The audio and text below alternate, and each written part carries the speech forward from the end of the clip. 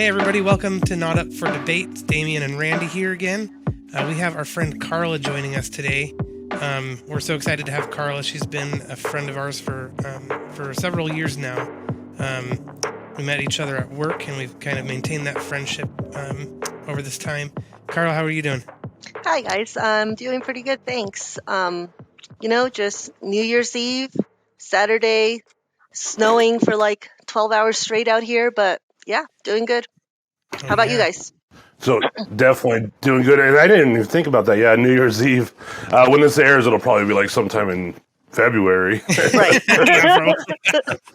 But Very that's true. cool that you pointed out that it's New Year's Eve. So Happy New Yeah. Year to you Happy guys. New Year's. Yeah, it's Yeah. kind of a fun timeline for people to follow. Yeah. And you said it's snowing, so you guys are both in different parts of Idaho. hmm I'm in Texas, and it's it's nice 70 degrees over here, but, Huh. but You I'll be know, crying in summer. So most people would say that they're jealous of that. I'm not. I love the snow. I I do love it. too. I miss it a lot. I hmm when Christmas time, winter time, like I Yep. want You the want the cold snow. and the snow. Yep, Yep. I do. I like the four seasons that the PNW brings. I hmm So I do too, unless I have to drive on the highway, and then I don't want it to snow. If that makes sense. Like if I'm just around hmm town, but if I got to drive like long distances, then I want it to be not snowy. Yeah. yeah, and you have to do that often enough because you're Yeah, 40 minutes out of Boise, right? yeah. So Where I'm are you southeast. exactly, Randy? Mountain Home. Oh, okay. Okay. Yeah. Yeah. And And where Karla, are you're you, in, Carla? Idaho Falls. Oh, okay. I was wondering why it was snowing. I looked out Yeah. the window. I'm like, it Yeah. is so not snowing. No, I'm in southeastern Idaho, so Oh, yeah. okay, yeah. It's I the know storm Rexford. yeah. The storm system that's coming through this weekend is pretty crazy. My boyfriend, we have a really good friend in Wyoming, and they're like, "Oh, come up to Jackson Hole, we'll do New Year's, blah blah blah." And I'm like, "No. Mm, yeah, None of us have an all-wheel drive. I am not going through that pass when there's the predicted for this weekend is 8 to 12 inches of snow oh, wow, with nice. holy cow. 45-mile-per-hour drifts." I'm like, "No, Okay, Yeah, I wow, choose life." yeah, yeah. yeah. You get what I'm saying. What can I Yeah. say? Yeah. Yep. Well, the um, funny thing is that like a month ago, I went up to Montana to visit my friend. Okay. And that trip, I mean, I had to go. It was a legal matter that I'm helping her with, so I had to go. Mm. And it was a horrible drive. Oh, oh, I'm wow. sure. So leaving Idaho Falls, about 35 minutes north on the 15, I hit Mm. fog, and it was like you couldn't see 20 Right. feet ahead. Like the fog was so bad. And That it is, and it yeah, that's a went for scary like feeling. miles and miles. And I was like, okay, got through the fog, we're good now. Then get up right past Butte, Montana. Mm. I kept getting emergency alerts on my phone, and I'm like, what is happening? And so it was a snow squall, Hmm. What's that and mean? it happened twice. So yeah, I had never heard of that before either. And so basically what a snow squall is, it's like a dump of snow that just Huh. happens within like minutes. Instead of it Interesting. falling slowly, it's just bam. And so we're Okay. driving on the highway, and literally you hit this and it's like hitting a wall. I couldn't Oh, see the front wow. of my car. Like I couldn't see the front of my car. So did you just pull over, No, a lot of people or pulled over. you're No, like I sped up? I I didn't sped even up. hurry What you to talking this. about? This is fun. No, just Yeah. kidding. Let's go No. drifting. Um, no, a bunch of people pulled over, but the rest of us were just going like 30, 35 with our flashers on. Like literally Mhm. everybody Right. was going like 30 on a highway that you're supposed to be going 80 in. Um, Right. Jeez. Wow. I was gonna ask you how long that usually takes. I've been to Montana like one time in my life, and it was when I was I think I was like 3 or 4. Like I don't remember it very well. mhm. But that's and which is funny because I'm from Washington and Idaho, so you would think that I would venture over into Montana once or twice in my life, but not really. So Yeah. let's dive into some podcasty stuff. So I kind of already kind of introduced who you were, but can you kind of tell us more about who you are, where you're at, what you're up to in life, that kind of thing? So my name is Karla. Um, I live in Idaho Falls with my boyfriend. We have a roommate, and I have my dog, who's a big turd. Um, we don't have any kids. Um, my boyfriend is a union worker, but they lay them off for the winter. So we're both right now kind of doing just DoorDash and Uber Eats just to kind of, I mean, he's getting unemployment, I'm getting medical leave disability, but just to kind of help out with bills and stuff. Career wise, I think the closest thing to a career that I've had would be I was a veterinary technician for about 10 years. But I had to stop working because I burned out. I burned out both physically and mentally. I just burned out. It was really, really hard because I worked at a emergency critical care clinic. So it was just very taxing.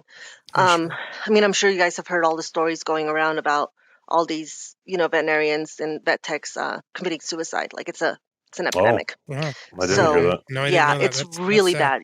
You know how they say like dentists have like the worst, the Right. highest rate?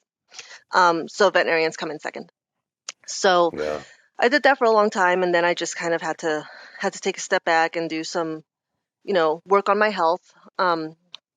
So then I did some odd jobs, and then I worked at the place that we all worked at, and where we met, Right. and then just been doing stuff like that, working from home and stuff like that since. Oh, cool. Awesome. And so yeah, let's kind of dive into what we are here for. So, what is your belief system, your spiritual background, that kind of thing, and kind of walk us through your, if you don't mind, your what you believe in and what your history is, I suppose. Okay, yeah, of course. So, well, I consider myself a Satanist, and we sacrifice children and all that good stuff. So I'm kidding. I was like, whoa, this is taking turn. I've lent you a few. No, I'm just kidding. No, I'm just kidding. No, that's and then we just offended the Satanists that are listening. Sorry. Sorry, guys. Sorry. I will explain myself. I promise. It was a joke, and it was a bad joke. No, it was a good joke. It was a good joke. I like it. So I grew up in a religion that I consider now as an adult that I consider to be a cult. It was Jehovah's Witness, and it was very patriarchal, very fundamental, a lot of rules. It's very much a religion where you are put inside this box, and everything outside it is off limits.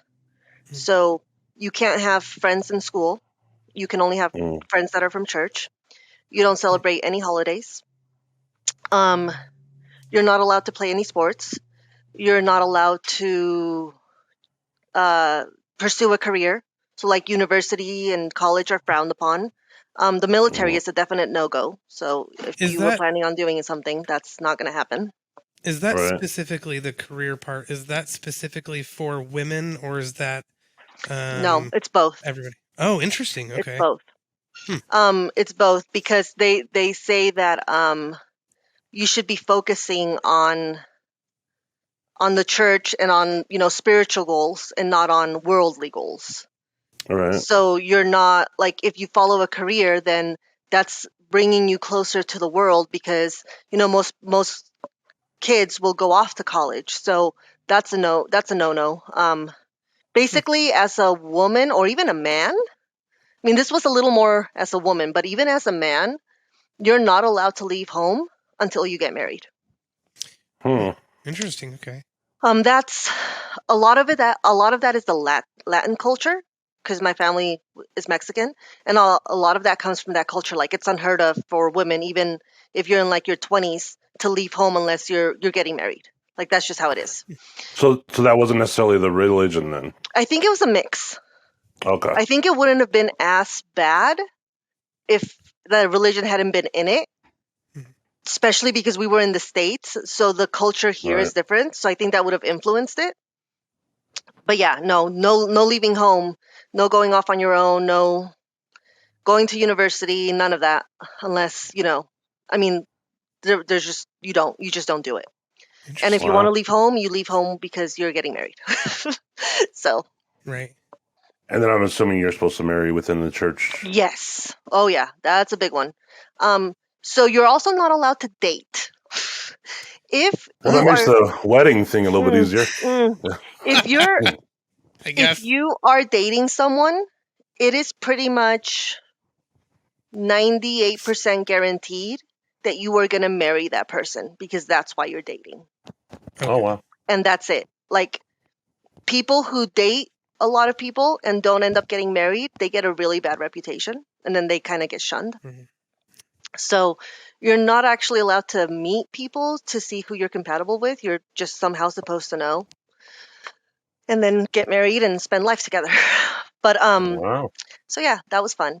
So I got married. Yeah. And Yeah. why did you leave? Just kidding. So you got married. So I got married at 19. Okay. Left home, lived with my husband. He was also in the church. Okay. And about 5 years into our relationship, we both started questioning because we were both born into it. We didn't know anything different. It's all Mm, we knew. You're born into it. You're kind of grandfathered in. You don't right. know otherwise. And so we both kind of started questioning it. A lot of things came up, and some things were coming out of the woodwork, and we were like, "Wait, this doesn't really make sense." Like, and then there's these books. There's this literature that talks about everything that's wrong with with that faith. And Right. as the Jehovah's Witness, if you even think about searching that literature out or even reading the synopsis of it, then you're like the worst human in the world. Like, you're worse than Right. Satan. Mhm. Right. So, of course, we got a hold of them and started reading them because we're like, hey, they're telling us not to, so why? Right. It's a Mhm. tree of life, or tree Yeah, of knowledge. Yeah. exactly. And so we were just like, this is crazy. And we both just kind of, I remember so when we go to church, they were called meetings, not going to church. It was a meeting, Okay. theocratical meeting. Mm-hmm. And so the last meeting we went to, the reason we went to it mainly was because there was one talk that they were giving that the title was, Are We a Cult? And Oh so that wow. Hmm. was like kind of like what we were trying to figure out ourselves. And so we're like, hey, Right. let's go to it and see what they have to say about it, like how they're Mhm. gonna refute this, like Mm, what proof do they have or what facts that say Right. no, we're not. So we went and we're sitting through it, finally gets to that talk, and the guy that goes up on the podium is like the main guy for our little congregation. So he's like the one with the most power, right? And the one most right. respected everything. He's Mhm. like the bishop, basically. What was his? Damien. What would his title? Yeah. What would his title be? Or Um, is there? he's still an elder, but I think he's And if like not, that's head fine. elder or first elder, something like that. Okay. Hmm. Probably saying it completely wrong, but it's something along those lines. Okay. Right. And so he goes up and he kind of like leans on the podium and looks around at everybody, and we're all kind of just waiting. And then he starts chuckling, like actually chuckling. And so everybody's Right. kind of like, what's happening? And so we all kind of start chuckling because, it's contagious. Mm, And then he goes, Are we a cult? And then starts laughing, like full on right. laughing. So then Hmm. everybody's laughing, and we're like, what is happening? And he's like, basically said something along the lines of, that's just ludicrous, and then moved on to Right. a completely different subject. And we were Mm, like, that's And that was it? right. that was it. That was That was it. That was it. interesting. They have you so brainwashed that even the thought of thinking that we are not or they are not the true religion Mm-hmm. is so outrageous that it's not even a possibility. That is Wow. apparently laughable to Yes. them. Okay. Yes. Interesting. So at that point, my then husband and I looked at each other and we're like, okay, we're done. We literally got up as he was still talking and walked out. Never went back. Eh, I don't want to guide at all. I want you to keep No, it's going where okay. you're going, but I'm just curious of what went through your mind at that point. You're leaving this religion that you've known your whole life, Hmm. and you're making this is the moment. That's Yeah. the key moment right there. Like, Yeah. do you mind kind of? Yeah, no. So actually, if you guys end up want to look it up or like put it as a link in the podcast, I can send it to you. Yeah. There's Sure. this one psychologist, she's a doctor, and she has this whole thing called religious trauma syndrome. Okay. And it's basically all about people that have left cult or cult-like religion, societies, etc., Right. and how it affects the individual, because usually you do that when you're an adult. Right. So how it affects the person that's leaving. I mean, it was one of the hardest decisions I ever made in my life. And what made it more difficult is that at the same time that we were leaving the church, we ended up deciding to get a divorce. So Oh, I was not just losing my church and my family and everything I've known, I was also losing my relationship. interesting. So it was hard. I mean, I started seeing a psychologist. I thankfully I had family that I could move in with that wasn't witnesses, so I didn't feel the pressure, because if I had to move back in home with my mom, it wouldn't I don't know what I would have done. Right. But Right. I moved in with a cousin, and he's never been a Jehovah's Witness, even though he grew up in the house with us. He just never believed it. And so Right. it was just leaving a religion like that, or a cult. You literally lose everything at once. Everything. Your entire friendship network, your entire support system, your family, whoever's still in it, obviously. Right. Um, yeah, you go from having basically all these people in this support system surrounding you to nothing. So it was really hard. It was really hard, but it was harder to stay. Right. Mhm. I'm seeing a lot of parallels from what you're saying too. I watched the Leah Remini when she left Scientology, Yep, and I so many things you're saying is like yep, coming out of her mouth. It's yep. crazy. Yeah. It's Um, just how it is for everyone that goes through this. so friends and family look at you bad, like, Oh, they by their rules, uh-huh. you have to pretend that the person is dead. So it's exactly like Scientology. Yeah. Yeah, That's wow. just Yeah, like you don't amazing to you me. don't exist anymore. You Wow. have no if like you see each other at the grocery store, at a mall or whatever, they Right. look at you and then they look at you like they feel sorry for you, and then they turn away and keep walking. Like they make no Wow. Mm-hmm. contact. The literal term, or the term that I think of is shun, like Yes. a legitimate shunning you. Yeah, that's Yes. And in the religion it's called disfellowshipping. So okay. they Yeah. Okay. disfellowship you, or you disassociate yourself. When they disfellowship you, it's because you've done something wrong and they have to punish you. So they shun you. When you disassociate, that's you making the decision to leave. So what I did Okay. was disassociate. Is would just for a little bit more clarification, is disfellowship like you committed a sin, so now we gotta like shun you for a term, like a temporary Yeah, period, or yeah. okay, okay, But but if you you're still in repent, the faith. Okay, yes. But if you okay, repent and you show us that you mean it, then we'll let you back okay. But dissociate is you've left, you're dead, in. essentially. Okay, Oh, so interesting, there's And it two has to different be things. official. You have to write an official letter and send it into interesting, headquarters, interesting. for them to remove you from their lists. And then as Okay, soon as you do that, you get a knock on your door like a few days later from oh, elders interesting. saying, "Are And you sure this is what you want to do?" okay, I was wondering, Okay, I'm like, yeah, like what happens when they knock on your door?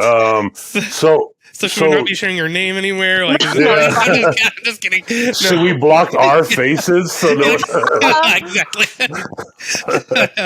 they're coming um, after you. Yeah. yeah. So we're gonna need to go to break soon. But there was one thing that we kind of glossed over. You said that you left the church and you got divorced like right around the same time. Were they connected? That's a good question. Um, yes, Okay. yes. You don't have to go into detail Oh if you no, don't it's want. okay. It's not a big deal. Um, Okay.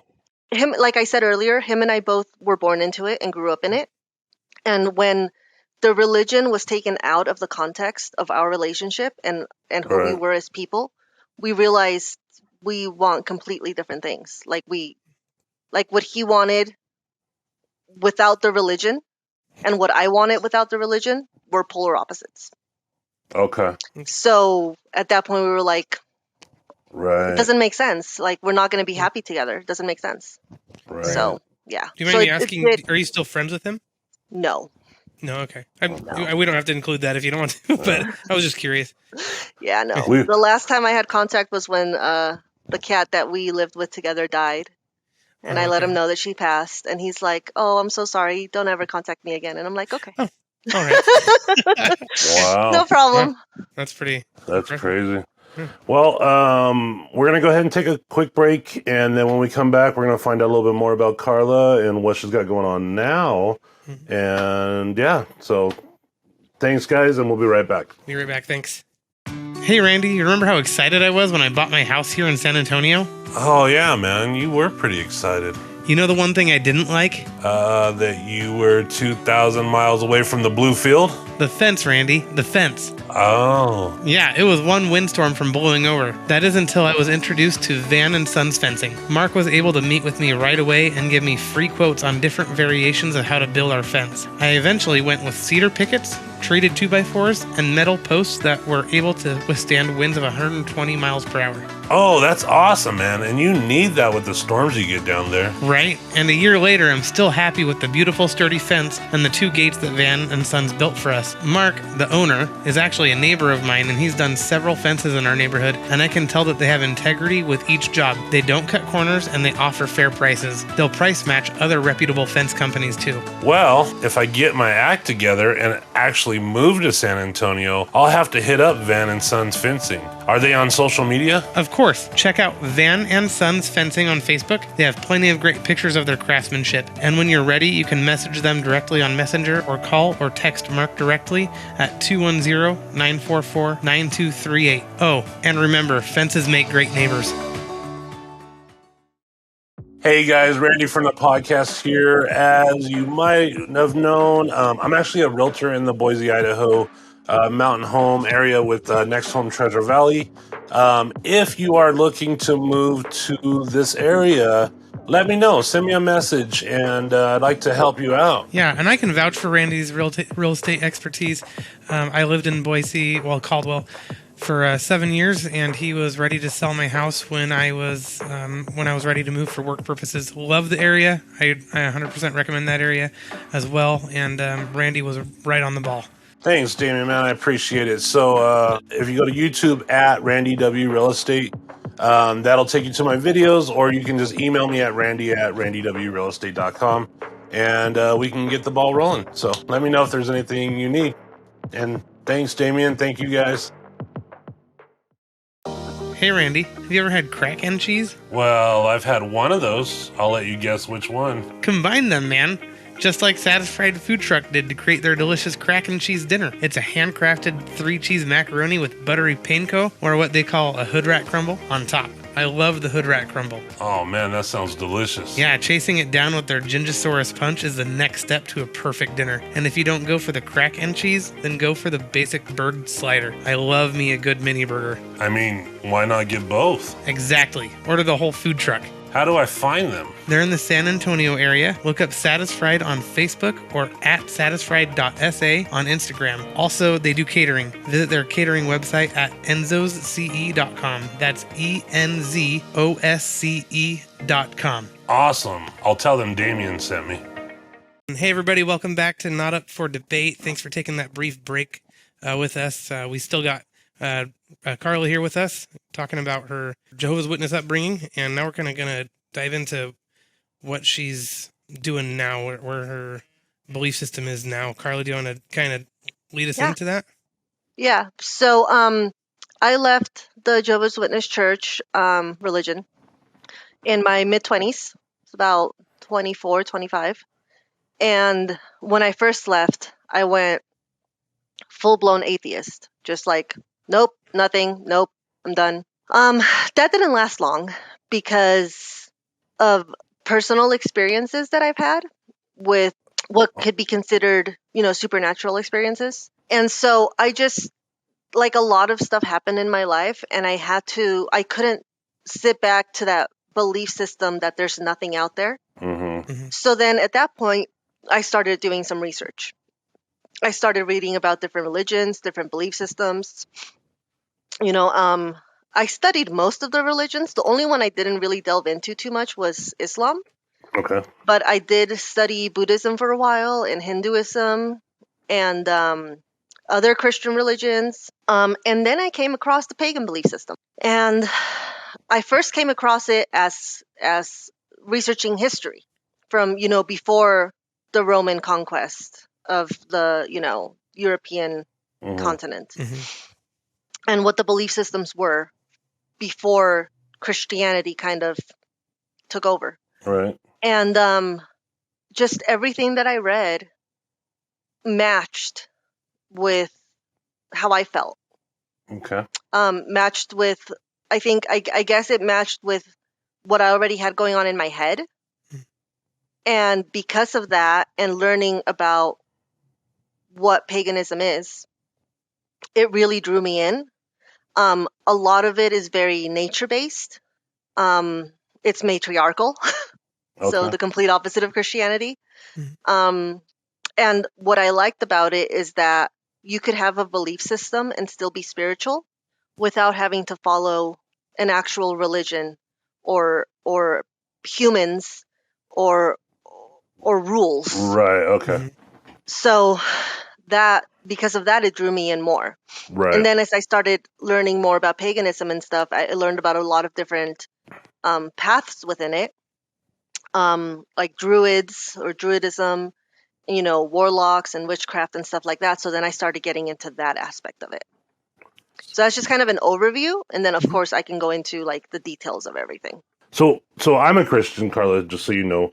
But I, on the first episode, which I know you probably haven't heard yet, I actually talk about how I'm not really what I call, well, I'm not orthodox at all. Like I'm definitely, I call it, I'm not a cookie cutter. Like I believe in God. I do believe Jesus as my savior, but I don't believe a lot of what's in the Bible is 100% factual.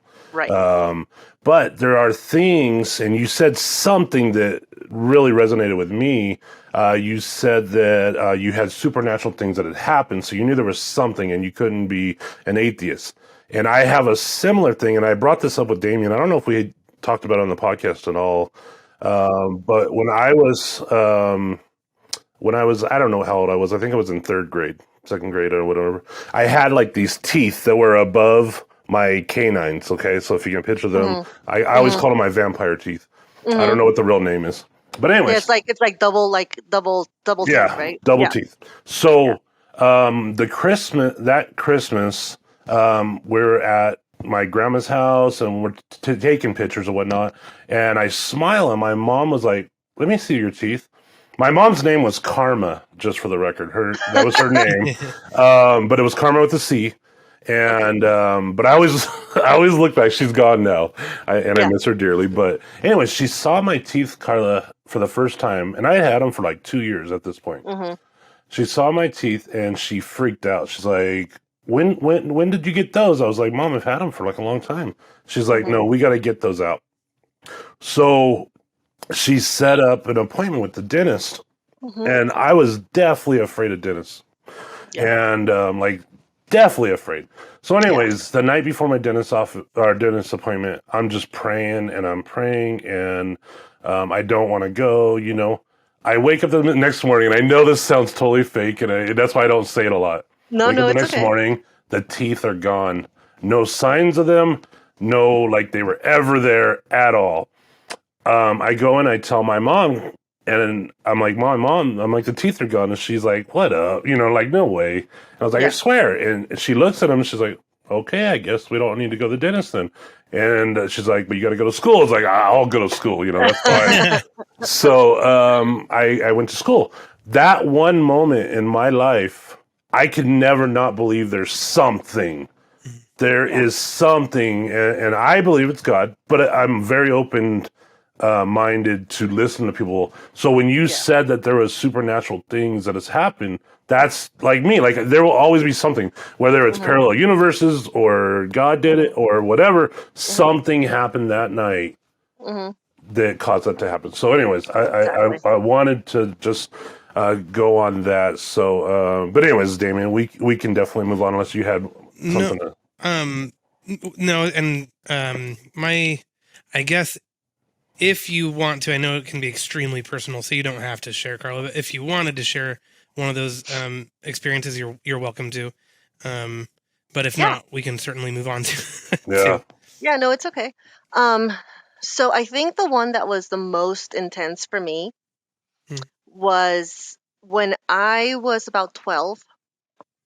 I went on a trip up and down California with my father's sister and his mom, Okay. which I had never really met before. So they just kind of like came down. We're like, oh, we want to take you on a trip. And my mom was like, go. And I was like, okay. So what we did is we drove up the 5 freeway all the way to San Francisco Hmm. and then drove down PCH or the 1 freeway back down Right. from San Francisco to LA. As we were going up the 5, there was some horrible accident or something. So we veered off and took I think it's the 99. It's parallel to the 5, but it goes through like the valley a little bit more east. So on the other Okay. side of the Sierras. Right. So basically the 5 goes on this side of like Yosemite and Sequoia and all that. And then the other highway goes on the other side of the same mountain range. So it's just like a little highway. And one of the big towns up there, there's 2 of them, Independence and Bishop. Before you reach that area, you go through like a lot of small towns. Anyway, we were driving and it was late and we were tired and we just wanted to like find a place to spend the night. So we get off. There's this little town that you can see from the highway. We get off. We go down the road. It's just like one main street, basically. Tiny little town. Mm. And it's dusk. It's about to get dark. And there's like really nobody around and nobody out. And we're like, okay, this is weird. It's like a ghost town almost. Right. So we drive by this park that's right off the main road. And I'm looking like out the window and I see these 2 little kids. And they're playing in the park. And I'm like, okay, guess that's what small towns are, right? You know, like your kids just run around all day kind of thing. So I Right. didn't think about it. We get to the end of the street and there's this like market. There's this like old school like country market, country store. So there's this guy, older man. I mean, I can still see him so clearly. If I was a good artist, I could draw him. Right. He's sitting outside in a rocking chair, just rocking back and forth. He had something in his mouth. I don't remember if it was a cigarette, a cigar, or just like a toothpick. I don't know. He had something in his mouth. Mm. And he was just like rocking back and forth. So they're like, hey, my aunt and my grandma said, go out and ask him and see if there's, somewhere to stay. Like we didn't see a hotel or anything, but ask what the closest place is. And I was Right. like, okay. So I'm the kid. So of course I get out. I start walking up the stairs. I look at him and I smile. And he turns and smiles at me like a gap tooth smile. Typical older guy. Right.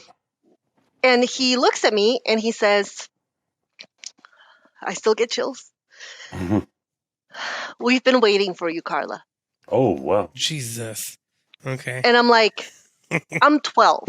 Right. And I'm like, I don't really remember. It was like shock almost, I think. Uh-huh. My aunt said that what happened was that I turned around and looked at them in the car and I was just ghost white. And then I just ran back in the car. And I was like, there's Oh. nothing here. Let's go, let's go, let's go. Mm. And they're like, what did he say? I'm like, he just said there's nothing here. Like, I didn't want to say it. So I'm like, they're going to Oh. freak out. Right. And I didn't really know them. Like, I wasn't close to them. Like, they were family, but it was the first time Right. we met. I'm not going to open up to them. Yeah. So we get back in the car. We drive off. We get out of the town. We get back on the highway. Probably about 5, maybe 10 miles north of that spot. There's like a rest stop almost, where there's like a couple gas stations, like a restaurant, a couple motels. And she's like, I can't drive anymore. Like, let's just stop here and go to bed. And then we were like, okay. So we get off and get a hotel room, go sleep, whatever. Get up the next morning, go to the gas station to get gas. I was inside getting like water or something. And I don't know why. I just like happened, like something was telling me to ask about that place. So I was like, hey, there's this place down the road. There's this town down the road. Like, what's up with it? Like, Right. we drove by and it looked almost empty, like a ghost town. And the lady, and I remember her face perfectly, and she's like, it is a ghost town. Nobody lives there. And I was like, Mm. what? Hmm. She's like, yeah, nobody lives there. It's been abandoned for like a couple decades. And I was like, Wow. but I talked to Interesting. someone there. Right. And she's like, I'm sure you did, but they weren't alive. Huh. And I was like, Jesus. okay, Right. So okay. have you been back there? Mm-mm, Is that never. like a big? That's a big hell no for you? if you ever do go back, can you bring a camera? Yes. Oh, if I were to go back to that place, I'd probably go full on investigation mode, you know? Yeah, I was gonna Like, say, give me my thermal, give me my geoport, give me Right. my. Randy, that might be our first destination location. Yeah, man, for we a should do a podcast. road trip. Yeah, that'd be so cool. Christ. Jeez. You know, Crazy. it wouldn't have affected me so badly because I had seen spirits since I was little. So it's not like it wasn't new. It wouldn't have affected me the way it did if he didn't know my name. Yeah, no, that's interesting. That's what I was like, this is not normal. Mm-hmm. And that is the 99, by the way, that parallels the 5. Mm-hmm. So you were still very Jehovah's Witness at this time. Yes. So you didn't tell anyone, like you were scared to. No. Wait, I wrote it in my journal, but I didn't tell anyone. Yeah. What about the spirits that you had seen before that? Had that same thing? No? My family thought that I had imaginary friends, Oh, okay. Okay. Interesting. like they do for most kids. Danny doesn't live here anymore. Just Right. kidding. Well, and the thing is, this is something else you have to understand. In the Jehovah's Witness religion, anything supernatural, anything. So, okay.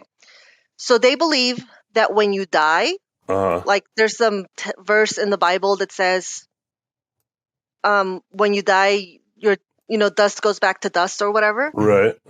And so they take that literal and believe that that they don't believe we have souls. Oh. They believe that our soul is just our energy of being alive.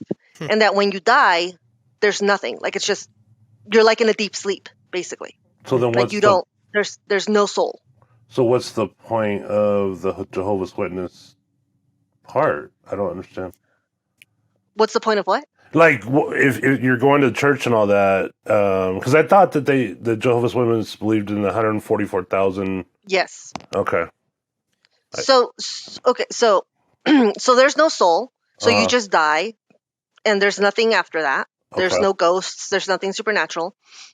When you die, if you die in good standing with God, then after Armageddon, he will make the earth paradise again, like at the beginning with Adam and Eve. Okay. And all of those who have died, who are righteous, will be resurrected and live on earth. Okay. And then that 144,000, as soon as they die, they get to go to heaven. Okay. Gotcha. So nothing supernatural was ever allowed to be discussed. We couldn't watch anything. We couldn't read anything. Like, I remember when I was a teenager, I got really into the Goosebumps books. Okay. And I had to hide them from my family because they couldn't know I was reading them. And so, yeah. And so anything supernatural in that religion is automatically the devil. Automatically.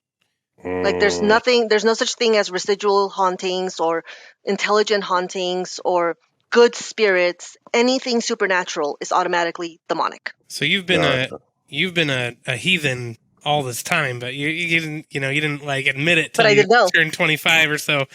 Mm-hmm. Interesting. Correct. So no, I didn't tell anybody. And a lot of times, like now looking back, I think of, different events or different things. And I think to myself, I'm like, did I really see that person or were they not there? Right. But there's no way to know because it was just me. And I didn't have anybody that I could talk to or that I could discuss it with, And obviously also like a lot of your memories and stuff when you're a kid, they're skewed by the time you're older. So, or repressed. Right. So how much of it that I remember seeing, was it real? How much of it was just really my imagination? How much of it was who knows what, Right. And I appreciate that you bring that up too, so that, that intellectuals that do dismiss it, like, yes, we acknowledge that there's a possibility that this is just part of my imagination, but when it happens that often, there's... I mean, as a kid, I'm saying as a kid, the memories Hmm. that you have now as an adult, that's up for speculation. Right, As right, an adult, the stuff that's happened to me now, right, it's not up to speculation for me. right, right. Oh. It's that makes sense. So I know we were talking about the paganism, or Hmm. you getting into paganism, and then Damien Hmm. had posed the question Yeah. about the differences, but we don't want to interrupt your path No, either. it's okay. We can go that way. Okay. So think of it this way. So pagan, let's put it like in a chart, I guess. So Oh, think of pagan as the overall okay. and put a line, and then think of Christianity as the overall. Okay. Mm-hmm. And then underneath that, you have all these different belief systems within that bigger belief system. Okay. So like with Christianity, you have, I get what you're saying. Baptists Seventh Day and Catholics Adventists and and Jehovah's Seventh Day Witness. Yeah. Adventists and exactly, Right. and Right. then Christians and Right. so you have a lot of different sub Right. religions within that big umbrella. Hmm. Mm, It's exactly the same for paganism. There's not that many, mm, Right. but within paganism, what I guess could be divided into two different areas. One of them would be organized religion under paganism, Mhm. and the other one would be solitary practitioners, solitary religion. Hmm. okay. So the organized religion part, there's a few of them. Wiccan is one of them, where they actually have, it's not a church, but it's a structured belief system Mhm. where they have rules, and they prefer that their practitioners are in a coven or in a group as opposed to being alone. There are solitary Wiccan practitioners, there's a lot of them, but the religion was structured to be in groups or in covens. Hmm. Okay. Most of the pagan religions, not all of them, I'm not going to generalize, but most of them, there's some aspect to them derived from paganism and from older belief systems that has a lot to do with magic. Okay. So in Wiccan, there's there's actual covens, there's actual like teachers. You have to like, it's not baptized, I don't actually remember what it's called, but you have to like get initiated into the coven. Like a ceremony of some sort. Yes, exactly. So there's a lot of that. Druidism is another one that's like that. Like to be an actual druid or to be an ordained druid, you have to like go through a whole training Okay. and all that. Shamanism is like that. So there's a few that are like that. Under the Then there's the other unorganized. side. Yeah. Say again? Oh, I was gonna say under the organized Yes. branch. Okay. Yes. And then the other side, which is the solitary practitioner, just the spiritual branch, Mhm. is kind of like the rest of us are lumped in there Okay. because we all like think of it like take a screenshot of the sky at night and all the stars that are clustered. Mm-hmm. That's like each individual star is each individual's belief system. Gotcha. And then within that, you can have different titles with magic. So you could be a witch, you could be a warlock, you could be a druid, you could be a Satanist, you could be, I mean, there's a lot of different ones. Once you kind of get to the one that talks to you, that calls on you, Mm-hmm. then you start going deeper into it and seeing like, okay, what about this is what I feel is speaking to me or is my calling. Mhm.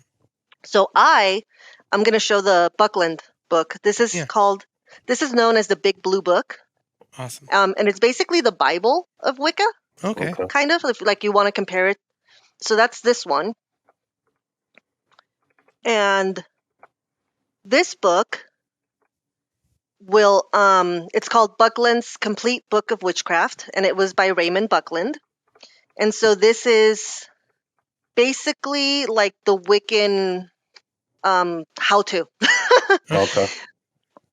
So that's one of the first books I got just because I wanted to kind of like start delving into like what it was all about. And this book talks a lot about like ceremony. So I, looked into that faith, that pagan faith of Wicca, and I just realized it wasn't me. It's not what I wanted to follow. So I started just researching. That's when I kind of veered off of paganism and started really researching witchcraft because that did really called to me, and I was very curious about it. And so they're interconnected pretty closely in a lot of different ways. But there are also, and this one surprised me because I don't really know how it works, but if you guys can find someone for your podcast, you probably should. There are Christian witches. Okay. So people who practice witchcraft but consider themselves Christian. It blew my mind. But anyway, back to this. So then I just started researching other paths. And one of the I don't know if you would call them writers, I guess, one of the founders or something, is Scott Cunningham. He's done a lot of research and stuff for, paganism and Wicca and herbology and things like that. And so then I got this book, which is, can't see it. There it is. Cunningham's Encyclopedia and Magical Herbs. Of magical herbs, sorry. So I started looking more into stuff like that. And my best friend is Christian, more spiritual than actual religious, but they do go to church. And she is what I would consider an energy worker. So she can see energy, she can manipulate energy, she can feel energies, etc. And so her and I kind of started like learning off each other and leaning and bouncing off each other. And so even though her spiritual belief system is Christian, she can also see spirits. She can, like it's almost like Reiki work, but not really. It's a little bit different type of energy work. I started talking to her about everything, and I realized that a lot of the things that I've felt and experienced have to do with energy, Right. in a huge way. And so at the same time, I started like really watching and like looking up videos for, like paranormal stuff and stuff like that, because I wanted an answer to the things I had experienced. Like I wanted to know I wasn't alone, that other people had experienced it. And because when I grew up, I couldn't talk about it with anyone. I wasn't allowed. So I had never had a community that I could, kind of go into and be like, hey, this is what happened. Hey, this, hey, that. So I just started looking up groups like on Facebook and stuff. And it just took me to researching all of the pagan belief systems that have been around for millennia, Right. for centuries. Yeah. And so then, I learned a lot about, well, as a Jehovah's Witness, the reason why we don't celebrate holidays is because they believe, I mean, it's fact, that the holidays all come from pagan origins, because they do. So they know So that. Easter, yes, Easter is Ostara. Christmas is the winter solstice or Yule. So, I mean, they all have like pagan origins. So that's why the witnesses are like, oh no, holidays are evil. They're not Jehovah's Witness. So then they must be satanic. Right. Basically, what it boils down to. So they don't celebrate them. So I already kind of went into this knowing that, like the background and the history of all that, and then I just delved into it deeper. Like did more research. It was like, okay, when did this really like start? How did it come to be? How did the Roman Empire like twist everything to like, be able to get the people that they were conquering and converting to like be okay with all this. Right. And so, yeah, like the more I delved into that, the more I hate saying this, but it's the truth. I kind of really, really started to resent religion, modern religion. And it was a long time. Like, how do I put it? Like, how people, you can be very, you can have, oh my gosh, what's the word? When you think of certain groups of people that are like stereotypes. Okay. Like I had a lot of stereotypes in my head surrounding anybody religious. And it was a long time before I was like, they're people too. Right. Yeah. Even if they don't believe what I believe, or they believe something that I'm against, like, it's still people, and it's still friends, and it's still family. Right. And so, and my best friend, we happened to meet, and then we became really close. And I mean, like I said, she's Christian. Damien, when we met, he was still LDS. Right. So like I started realizing, and it was also a part of, growing up and maturing and all that good stuff. But I started realizing, it's okay for people to have different beliefs, even if they're not, um, they don't match mine. Like my boyfriend Right. is 100% Christian. Hmm. So, Right. Right.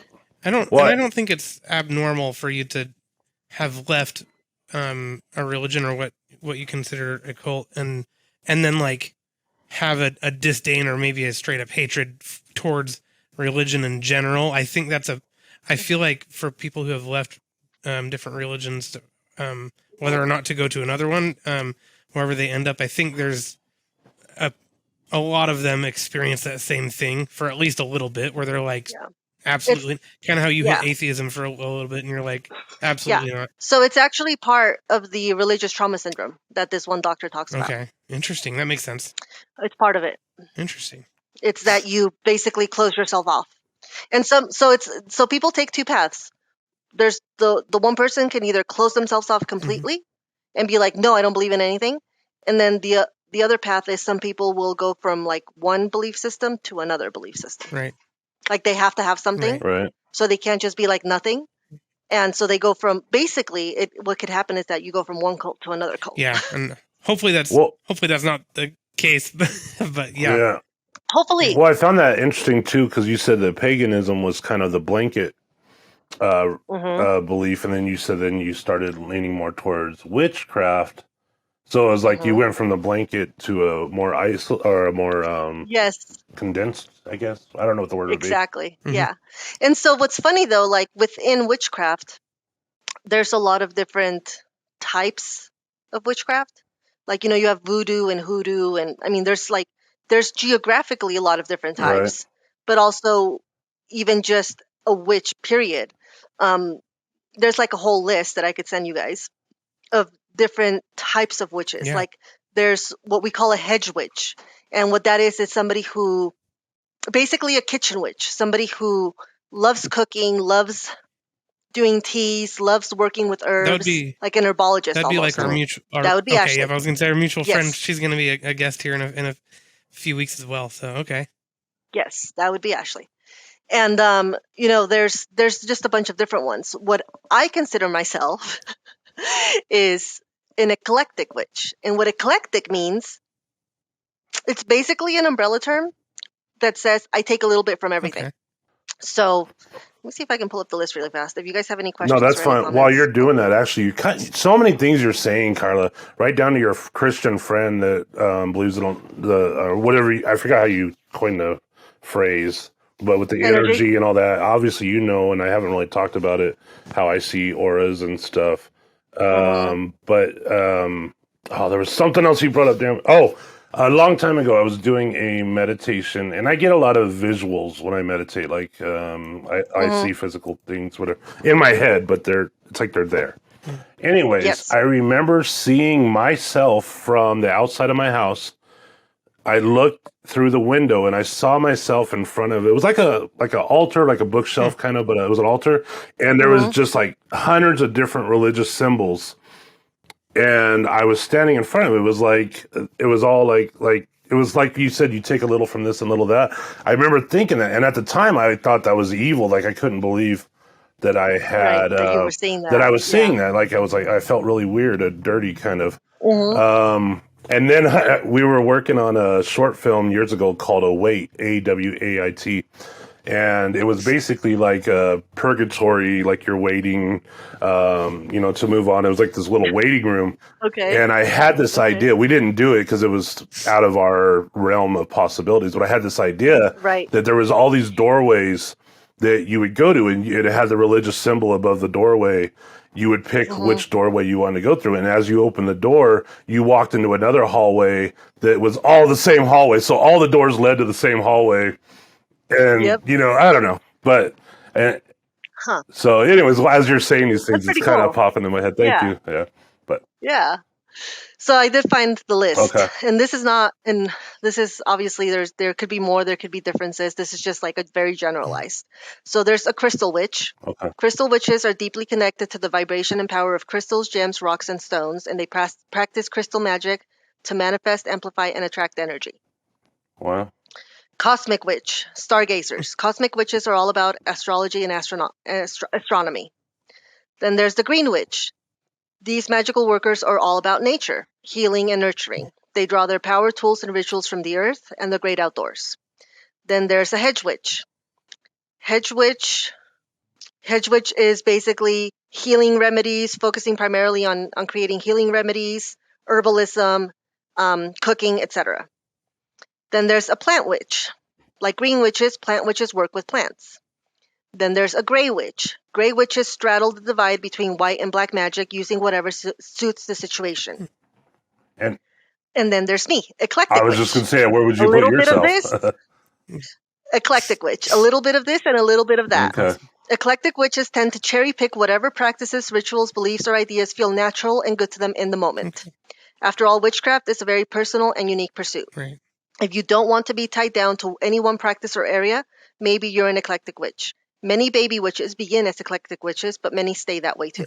Interesting. Yeah. That's really interesting. So there's a folk witch, there's hearth witch, there's house witch, there's ceremonial witch, Right. sea witch, sex witch. Hmm. So yeah, I mean there's a ton. Okay. Sex witch. Guess- Yeah. And I knew you were I going to was talk thinking about of a that. bad joke. I was thinking, I like the sandwich, course. but So if But- if one were to be initiated, no, I'm just kidding. No, I'm just kidding. yeah. I'm My just- God. so bad. Now, as a sex witch, do you have to have other people, or can it just be you? Yeah. Just kidding. Sorry. Actually, I'm not that's trying- a new one to me, honestly. Oh, really? Interesting. Please don't curse me if Oh, you're listening sex to this. magic. and- Okay, so it says a sex witch practices sex magic. What's sex magic? It involves working with arousal and orgasm during manifestation rituals, either partnered or solo, cultivating self-love in all forms, and working to see sexuality as a sacred thing. Interesting. So there's that. That was really interesting. So our time is up. Do you guys want to keep going, Karla or Damien? Yeah, whatever you guys want. I wanted to have one more question, and if we need to do a second episode, that's cool too. But so we know that. So you're pagan witch, and are there I wanted to, I guess, talk about deities. Wanted to see if there's a specific god or gods that you believe in, and if they have certain powers or powers. I don't know Right. if that is the right word, but yeah. What your Superheroes! so is it Spider-Man or what? No, I'm just kidding. But yeah, what are Right? your Superman. where are you at with deities? Right. So paganism as a religion, as a belief system, has a lot of deities. They're the older deities, pre-Christian deities. There aren't really any new ones that I've come across, like nothing post 4,000 years from now. Like 4,000 years ago would be like the newest deity, I would say. Right. So I personally don't work with a deity. Okay. And that's because I haven't found one that I connect with. Okay. A lot of people, a lot of witches will put themselves out there and say, hey, I want to work with a deity. You know, somebody talk to me, like, let me know that you want to work with me. And then they'll get signs of a certain deity that they work with. I haven't done that yet. I'm not at that point yet. I am very happy and content working just with nature and with energy and not locking into any one specific deity. I think that also goes back to me not wanting to follow a structured religion. And I feel like if I'm working with a specific deity, I would have to not be enslaved to them, but I would have to, focus on that alone. Would it be worshiping them, or would it be kind of a relationship? Yes. Okay. It would be a relationship. So with paganism, it's not a master-slave relationship, or it's not a God and subject relationship. It's a partnership. Okay. Interesting. Okay. And then I guess it kind of ties into that. What happens? Or if you have a belief on this, what happens when you die? Would it be, does your soul go to Valhalla? Is that, am I saying that right? Valhalla? So with that one, what I personally believe is that there are, I do, so this is where the eclectic Mhm. comes in, because I do sort of believe in reincarnation. Okay.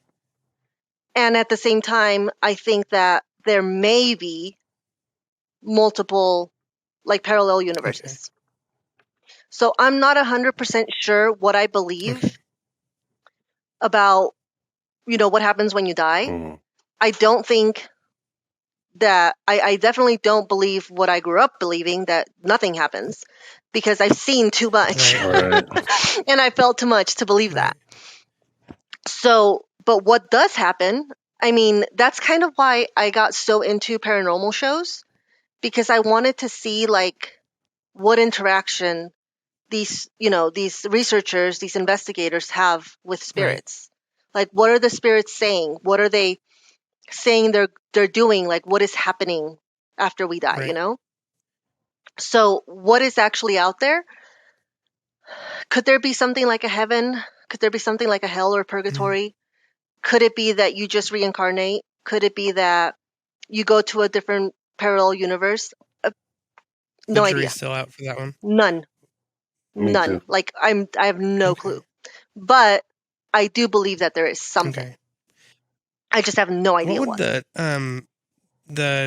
and maybe this is too general of a question, but what would the general pagan society say about that? Like, is They believe in spirits and they believe in the afterlife. I don't know if there's any, like, okay. consensus as a whole pagan religion. I mean, that could be something we can Yeah. research. But because I haven't come across, like, anybody that says, "Oh yes, this is how it is," or this is what we believe. Interesting. I think it's pretty open, just like much of paganism and witchcraft in general are. They're open to what the individual It's a believes. much more open religion. Paganism in general is just much more open Yes. concept than a lot of other religions. Especially when I'm Yeah. comparing to Christianity and J-Dub Yeah. and Mormonism. It's the very, Yeah. very structured, and paganism's kind of not Yes. so much. And that's the truth with most modern Hmm. religions. Any religion that's considered a modern religion um, is a very structured Hmm. religion. Okay. See, and that's why I feel like I don't fit in with a lot of the Christianity is because I don't. Hmm. Yeah, like You're a little I'll too go to. loose for us, Randy. Just Yeah, kidding. I'm definitely. That's why I'm listening to a lot of stuff that Karla's saying. I'm like, yeah, that's kind of how I feel. Mhm. I don't, especially like the. Now you did talk about the polytheism, Hmm. the deities, Hmm. and that you haven't really chosen one. But in my mind, I'm thinking, well, why do you need to choose one then? Exactly. Um, You don't. That's the whole uh, thing. You don't have see, to. Like, if you want to, and a lot of practitioners, a lot of witches, warlocks do want to work with a deity, uh, so then they do. And But if you go ahead. don't, then you don't. What's the benefit of choosing a deity? Is it just to have a relationship with a higher power? Yes. Okay. They Yes. don't give you any particular Special perks. special powers. I know I keep saying that, and I hope that's not disrespectful. It's not. Do I get to turn into It's not because Superman? I know. No. Right? Is that kind of the is Yes, there has been a lot of talk where if somebody works with a particular deity, they have more okay? abilities. Let's put it that way. Or the abilities that they have become enhanced. Okay. I was gonna say, wouldn't a lot of the abilities be there even before they start following? Hmm. Like we had talked about Yeah, there. because that's what would attract the deity in the first Mhm. place. That you already have Oh, these I see. Okay, abilities. so they got it. It's a two-way street. They have to be interested in you as well. Yes. Okay, Yes. interesting. Do you just for fun? Do you know the names of any particular deities? Like just so Oh yeah, there's a bunch of them. The ones that come to mind are like um I can never say her name correctly. It's Hecate. oh Hecate. I okay Hecate. okay. I have something to say about that in a second. Um. Go ahead. So Is that the one that stands okay, out to come you? on. One of the ones. Okay. Yep. One of the main ones. Um, So, and then the thing is, it gets broken down into different regional or um, like area deities. So, for example, there's Celtic deities, there's Egyptian deities, Okay. there's Greek deities, there's Norse deities, and then you can also break them down by type of deity. So, the ones that I feel more connected to are the Celtic and the Norse. Oh, So when we're talking Norse deities, we're talking Marvel. We're talking Oh, Thor, cool. Odin, Loki, So yeah, superheroes. No, I'm just kidding. But Baldur, that's yeah, cool. Freya, Frigga, Hel, then Loki, Odin, Thor, Tyr, the warrior god. So that's mostly Norse Okay. religions. When you're talking Celtic, which is more the way I lean, you're talking about Brigid, hearth goddess of Ireland, Cailleach, ruler of winter. So that's the one that I actually, if I was going to follow anybody, it would be Cailleach. Okay. And I know I'm not saying these words correct, like the names correctly, because I can't Fair enough. pronounce them. Yeah. So there's like a ton. right. So And we didn't even touch the Egyptians or Greeks. right. So this kind of a little bit of a rant. Randy, over a year ago, he suggested this book to me, called The Alchemist. And we've talked about it in previous episodes, but and I still need to read it. But I found that we had a book called The Alchemist, and in my house I was like, "What? We have this?" And it's written by Michael Scott. Funny enough, that's the actual author's name. Oh, that's funny. But so and I was like, "Randy, I found it," and then he's like, "Oh, cool," and he's like, "That's not the right one." Anyway, but but I read that book. I read that book anyway, and I actually just finished it this morning. But you brought Really?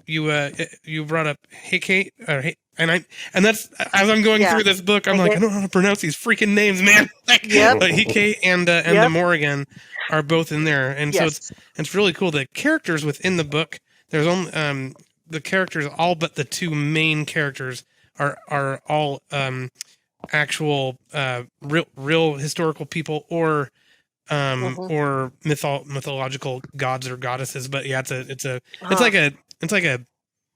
like a young adult fictional, Right.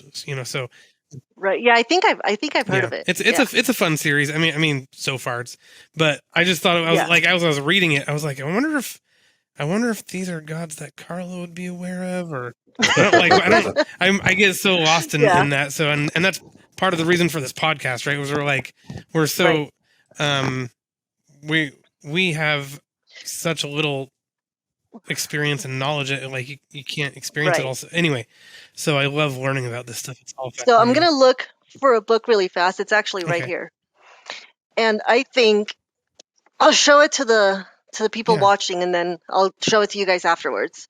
But it's called Druids, Okay.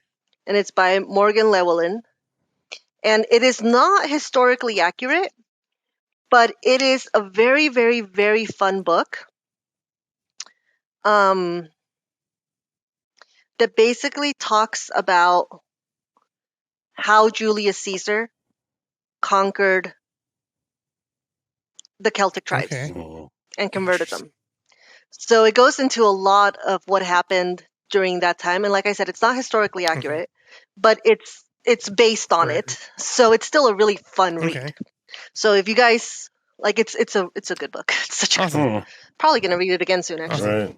Interesting. So I know there's been a ton of stuff we've talked about, and I was kind of interested in I don't know if we would need to make another episode for this or if you want to keep going, but like how you made the transition into paganism, like what was happening? Like, you know what I'm saying? Like we just kind of went to Yeah.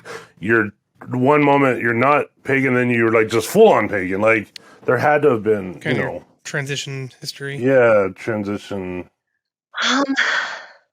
So I mean, I know it sounds that way, Mhm. that it happened overnight, but it didn't. Right. It was years. Well, that's what I meant. Like It was years. in our conversation, it has been that way. Yes. But I know there had to Yes. be more. Like, Yeah. was there a I don't know, like an experience becoming pagan? Like, how did that feel? Did you feel like you were I felt like I had always been. okay? So you didn't feel any betrayal or anything like that at all? No, I felt like I had always been. I felt like my beliefs since I was little Hmm. melded fit more with the pagan religion than they did with the Christian religion. Okay, so it was like So it just felt like it honestly felt like finally being myself, Okay. like an awakening, like finally being free I'm curious, spiritually. right? Once you kind of were introduced to it, you were like, "Oh, this is home. This is comfortable." Suddenly, Yeah, the guy that you saw on the rocking chair in a town that no one existed could in have been. comes to mind. Like it's like, oh man, Yes, maybe was he a pagan yeah, deity you know what I'm saying? that Like, was waiting for me? maybe yeah, they've been waiting for you all this. I mean, right. Obviously, at the age of 12, and as a Jehovah's Witness, I was like, it's the Yeah. Right, devil. Yeah. right, right. It's the demon. He's trying to get Right. me. Yeah. Now, as an adult and as a pagan, I'm like, Hmm. Interesting. Yeah. Sir Nunos? Yeah. Right. Like, Odin? Yeah. Who are you? Exactly. So, you had mentioned before that years ago we had a conversation about energies and seeing Hmm. them. And refresh my memory. Did you do you see auras then? Yeah. Okay. Yeah, I see Do you auras. mind kind of going into that at all, or? Yeah, no, it's of course. So, a lot of people, the way I can't see everybody's aura. It's not like Mhm. a universal thing. There's some people I can see, some people I can't. And I don't know. I haven't delved into it deep enough to know why. Why? Like, Yeah. why can I see some and why not? Why are some blocked? Mhm. Is it me blocking myself from seeing them, or is it the person having some natural ability to block me from seeing them? Oh, interesting. Don't know. And because sometimes it feels that way. It feels like a wall. Right. And I also don't believe, and this is very unpopular, Uh.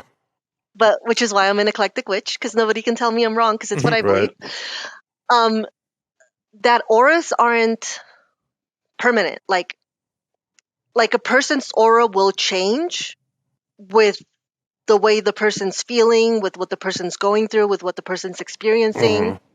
with what emotions are going through that person. Like somebody who's laying, one person, this woman could be laying on the beach, sunbathing, having a blast, and then the same person could be rushing to the hospital because somebody's sick or dying. Right. And they're not going to have the same aura Mm. during both of those So that's not instances. a Because it's popular like, opinion.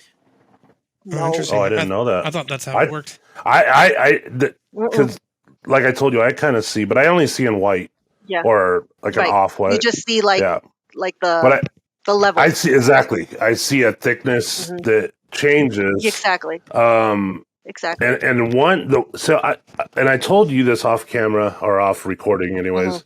But I always thought it was just something everybody saw. Like I didn't think it Right. was anything It was special, just right? you. Yeah, Yeah. and when I remember I was working at a big cell phone company, tech. That was Verizon. They're not going to sue us. We're way Okay. too small for that. Anyways, I was working at this Verizon tech support, and my trainer, he would always pop out with this huge energy field around him, like it was huge. Always, I would see it always, and I thought, well, maybe it's the lighting or whatever. And then we were Hmm. watching. It was a training video, and they had a projector in there, and the projector was say aiming to the left of the room, right? So we're looking Hmm. directly at my trainer. The projector Hmm. is going to the left. My trainer was back behind, like the wall wasn't a straight wall behind him. It kind of made like Hmm. a little sub square, if you will. Like it went, Okay.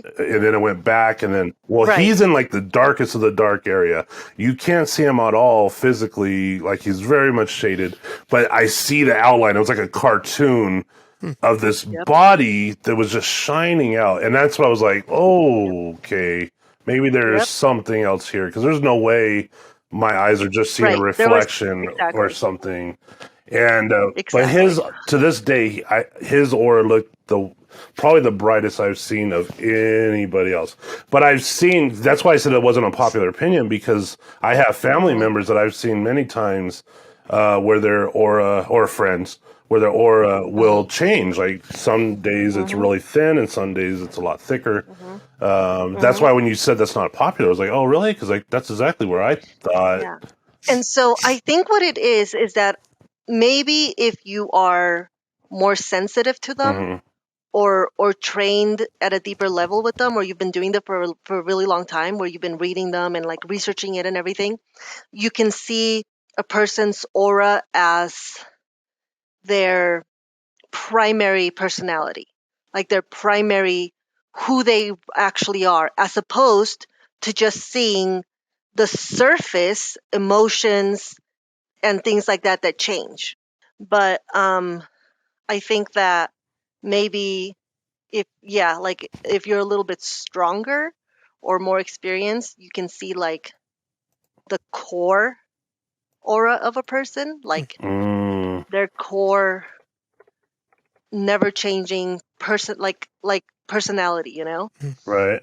as opposed to some of us can't go that deep, can't see that deep core, and all we can see is like the surface stuff that changes continuously, like Gotcha. I s- like the difference between a psychologist being able to read the emotions on the surface of someone Mm, and being able to know the real personality of that person. Mm-hmm.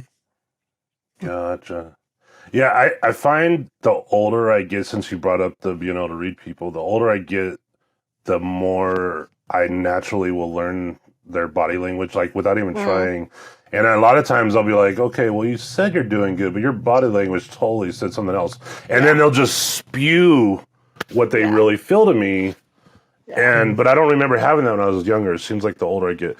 But I was just curious if, like, and you probably don't even have the answer to this, but like, why do some of us have that? Like, you know what I'm saying? Like, why the aura? Like, Hmm. what is that even gonna do? Like, unless it's just to read people's Yeah, psychological or I don't know, emotional spiritual, states. yeah, emotional I I states. think I think I don't know about you as a child or as a teenager, as a younger human, but I think maybe it's one of the things that we develop in response to trauma.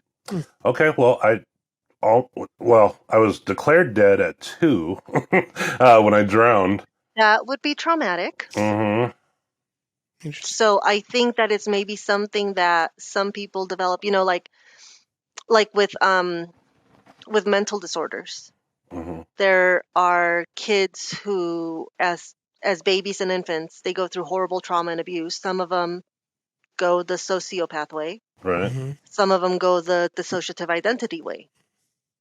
Um, how does your body, how does your mind know which way to go, or how is that decided? Mm, They're still working on that. They don't know. Even mm, like they're still working on figuring that out, right. because some people will go one way, some will go another.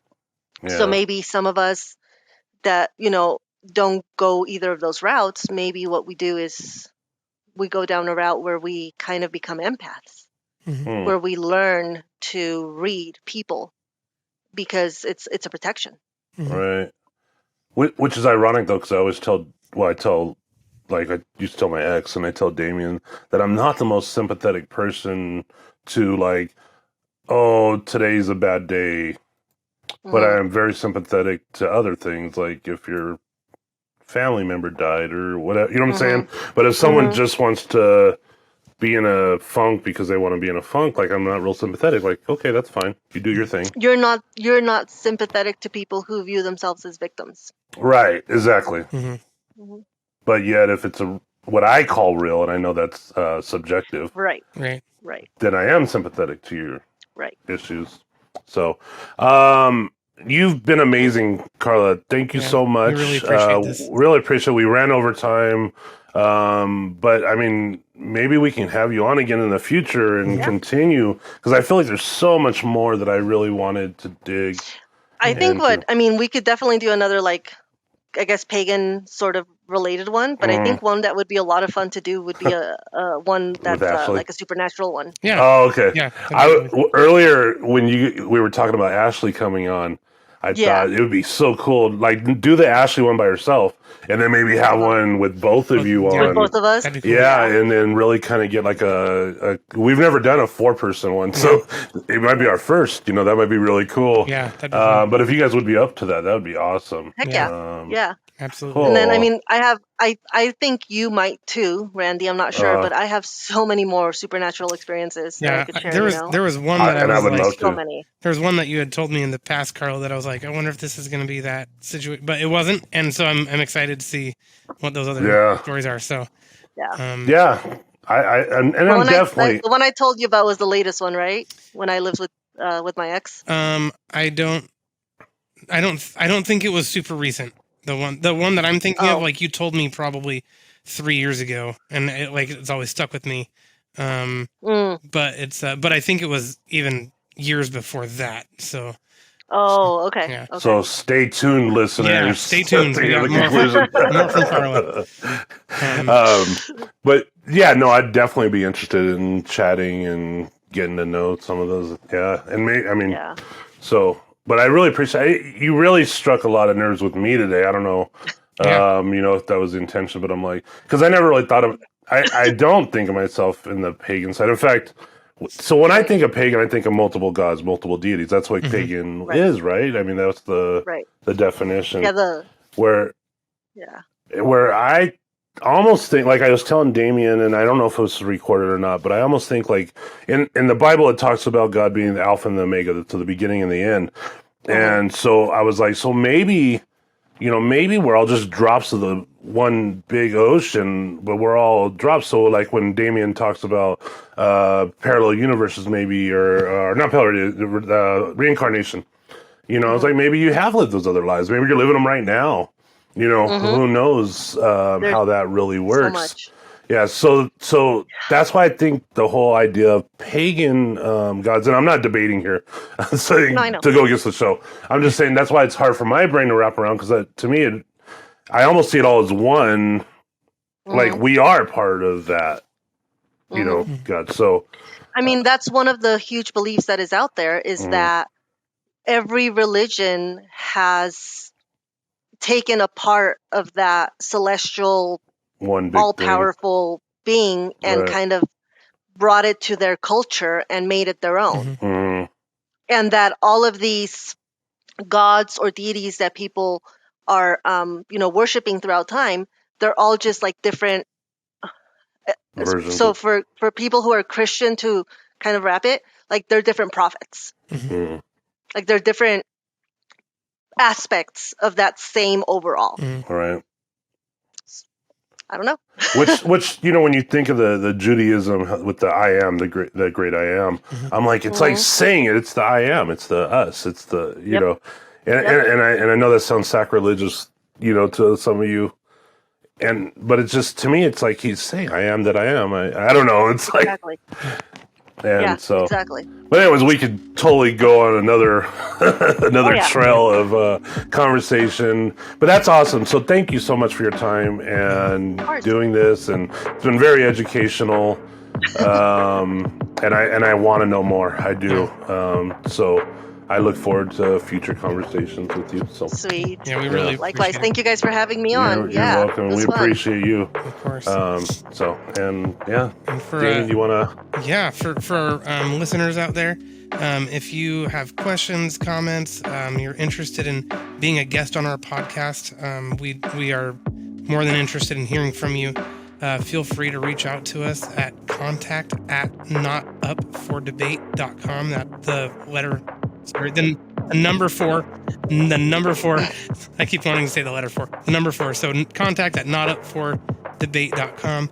You can also visit us on our website at notupfordebate.com, or find us on Facebook and Instagram, all under this Not Up for Debate podcast. Sorry, Damien, I thought you were done there. Karla, was there anything that you wanted to plug? We need to start asking that, by the way. Is there anything that you want to promote or anything like that? No. Okay. Not really. Just thought I'd ask. You know, like didn't know if you had a side hustle that you wanted to mention. Yeah, something. Nope. Awesome. Nothing going on. Okay. Awesome. Well, cool. Thank you, Karla, and thank you guys for listening. And I hope everybody has a great. I know this will probably air in February or so, but everybody has a great start to the new year. Absolutely. Thanks, guys. Likewise. Yep. All right. Thank you.